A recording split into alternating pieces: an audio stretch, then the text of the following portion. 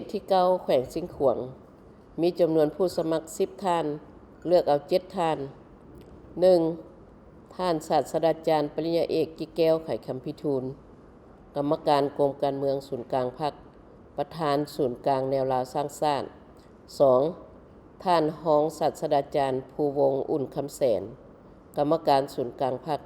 เลขาคณะพรรคแขวงสิงห์ขวง 3. ท่านนางสมพรโสภิรวรรณกรรมการพรรคแขวงรองประธานสภาประชาชนแขวงสมาชิกสภาแขวงสุทธิ4. นางสายภูเงินอุดมสุขกรรมการพรรคแขวงประธานสหพันธ์แม่หญิงแขวงสมาชิกสภาประชาชนแขวงสุทธิ5. ท่านคำแท่นวิรกุลรองหัวหน้าสถาบันค้นคว้านิติกรรมสภาแห่งชาติ 6. ท่านเกามัวซัวโกประธานคณะกรรมการยุติธรรมป้องกันชาติป้องกันความสงบสภาประชาชนแขวงสมาชิกสภาประชาชนแขวงสุทธิ7. ท่านสอนเพชร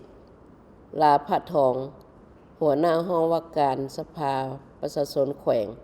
สมาชิกสภาประชาชนแขวงสุทธิ8. ท่านนางกิ่งแก้วพรหมจักรรองหัวหน้าแผนกยุติธรรมแขวง 9. ท่านวงเพชรมังทพรรองประธานกรรมาธิการเศรษฐกิจแผนการสภาประชาชนแขวงสมาชิกสภาประชาชนแขวงสุทธิ